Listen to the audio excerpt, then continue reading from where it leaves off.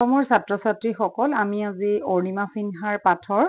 কেইটামান দৰকাৰী কথা ক'ম তোমালোকে মনোযোগ দি শুনিবা আমাৰ যিহেতু বৰ্তমান সময়ত পৰীক্ষাৰ অকমান প্ৰশ্নবিলাকৰ নিয়ম ফলাইছে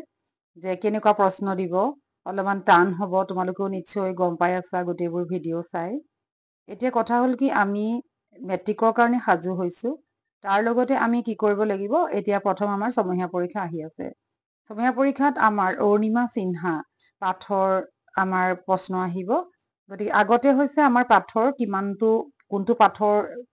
মানে কিমান নম্বৰ আহিব দি দিছিলে বৰ্তমান সময়ত তোমালোকৰ পাঠৰ টোটেল মাৰ্কস দিয়া নাই গতিকে আমি গোটেই পাঠ পঢ়িব লাগিব আতি গুৰি মাৰি তেনেধৰণে আমি পঢ়িবলৈ যাওঁতে আমি চাব লাগিব যে ডক্টৰ জয়শ্ৰী গোস্বামী মহন্তই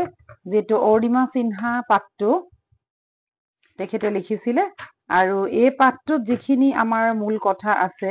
বা তেখেতৰ বিষয়ে আমি জানিব লাগিব আৰু পাঠটোৰ পৰা আমি কিনো পাঠবোধ আমি কি শিকিলো সেইখিনি আমাৰ খুবেই দৰকাৰী গতিকে বৰ্তমান আমি কি কৰিম সেই পাঠটোৰ কেইটামান দৰকাৰী মাজৰ প্ৰশ্ন আলোচনা কৰিম তোমালোকে চাবা খুবেই দৰকাৰী এয়া প্ৰশ্ন তোমালোকৰ পৰীক্ষাত আহিব এতিয়া চোৱা যে জয়শ্ৰী গোস্বামী মহন্তই ৰাজ্যসভাৰ সাংসদ হিচাপে কিমান চনৰ পৰা কিমান চনলৈ অসমক প্ৰতিনিধিত্ব কৰিছিলে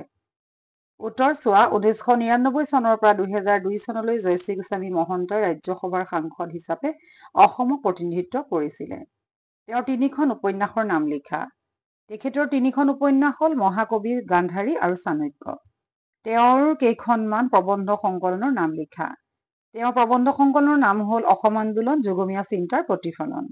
তেওঁৰ গল্প সংকলন কেইখনৰ নাম লিখা তেওঁৰ গল্প সংকলন কেইখনৰ নাম হ'ল অন্য এক ৰত্নাকৰ আৰু উৰুলি যোৱা চাদৰ শিশু কিশোৰৰ উপযোগী তেওঁৰ ৰচিত উল্লেখযোগ্য গ্ৰন্থ কেইখন কি শিশু কিশোৰৰ উপযোগী তেওঁৰ ৰচিত উল্লেখযোগ্য গ্ৰন্থ কেইখন হ'ল চেমনীয়াৰ বিশ্ব সাহিত্য আৰু বিশ্বৰ শ্ৰেষ্ঠ সাধু বৰ্তমান তেওঁ কোনখন কাকতৰ মুখ্য সম্পাদিকা বৰ্তমান তেওঁ এদিনৰ সংবাদ কাকতৰ মুখ্য সম্পাদিকা তেওঁৰ জন্ম কেতিয়া হৈছিলে তেওঁৰ জন্ম 1960 চনত হৈছিলে তেওঁ কিমান চনত ভাৰত চৰকাৰে পদ্মশ্ৰী উপাধিৰে সন্মানিত কৰিছিলে তেওঁক 2018 চনত ভাৰত চৰকাৰে পদ্মশ্ৰী উপাধিৰে সন্মানিত কৰিছিলে জীৱনৰ সফলতা আৰু উন্নতিৰ মূল মন্ত্ৰ কি জীৱনৰ সফলতা আৰু উন্নতিৰ মূল মন্ত্ৰ প্ৰাণত ইচ্ছা শক্তি আৰু দৃঢ়তা অৰ্ণিমা সিনহাই কিমান চনত এভাৰেষ্ট আৰোহণ কৰি নিজৰ সপোন দিঠকত পৰিণত কৰিছিলে অৰ্ণিমা সিনহাই 2013 চনৰ 21 মেত এভাৰেষ্ট আৰোহণ কৰি নিজৰ সপোন দিঠকত পৰিণত কৰিছিলে তেওঁ এভাৰেষ্টত কিমান সময় আছিলে তেওঁ এভাৰেষ্টত 1.5 ঘণ্টা সময় আছিলে অৰ্ণিমা সিনহাৰ কোনবিধ খেলত বিশেষ দক্ষতা আছিলে অৰ্ণিমা সিনহাৰ ভলীবলত বিশেষ দক্ষতা আছিলে অৰ্ণিমা সিনহাৰ ঘৰ ক'ত আছিলে অৰ্ণিমা সিনহাৰ ঘৰ উত্তৰ প্ৰদেশত আছিলে হস্পিটেলত থাকোতে অৰ্ণিমাই মনত কি সপোন তীব্ৰ ৰূপ লৈছিলে হস্পিটেলত থাকোতে অৰ্ণিমাৰ মনত এভাৰেষ্ট বিজয়ৰ সপোনে তীব্ৰ ৰূপ লৈছিলে বাসেন্দ্ৰী পাল কোন আছিলে বাসেন্দ্ৰী পাল আছিল এভাৰেষ্ট বিজয়ী প্ৰথম মহিলা শামছেৰ কাংৰীৰ উচ্চতম শিখৰৰ উচ্চতা কিমান শামছেৰ কাংৰীৰ উচ্চতম শিখৰৰ উচ্চতা 21,798 ফুট কোনজন ক্ৰিকেটাৰে তেওঁ মনোবল যোগাইছিলে যুৱৰাজ সিঙে তেওঁক মনোবল যোগাইছিলে যুৱৰাজ সিঙে কি দেখুৱাইছিলে মনৰ আত্মবিশ্বাস থাকিলে শাৰীৰিক বাধাই কোনো প্ৰতিৰোধৰ সৃষ্টি কৰিব নোৱাৰে আৰু জীৱনৰ উত্তৰণৰ বাটতো ই হেঙাৰ হ'ব নোৱাৰে অৰ্ণিমা সিনহা কেতিয়া মাউণ্ট এভাৰেষ্টৰ শৃংগত পদাৰ্পণ কৰিবলৈ সক্ষম হৈছিলে কাঠমাণ্ডুৰ পৰা যাত্ৰা আৰম্ভ কৰাত 52 দিনৰ অন্তত নিশা প্ৰায় 8 বজাত তেওঁ 8,848 মিটাৰ উচ্চতাত অৱস্থিত মাউণ্ট এভাৰেষ্টৰ শৃংগত পদাৰ্পণ কৰিবলৈ সক্ষম হৈছিলে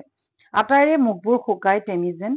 হৈছিলে কাৰ মুখবোৰ কি কাৰণে শুকাই গৈছিলে চলন্ত ৰেলগাড়ীখনৰ ডবাটোত থকা মানুহবোৰৰ মুখবোৰ শুকাই টেমি যেন হৈছিলে কাৰণ ডকাইতৰ দলটোৰ এজনে হুটামাতেৰে পচন্দ শব্দ কৰি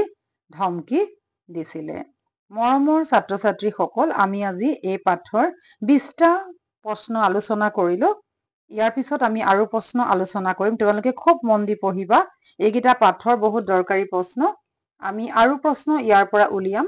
তোমালোকে ভিডিঅ'টো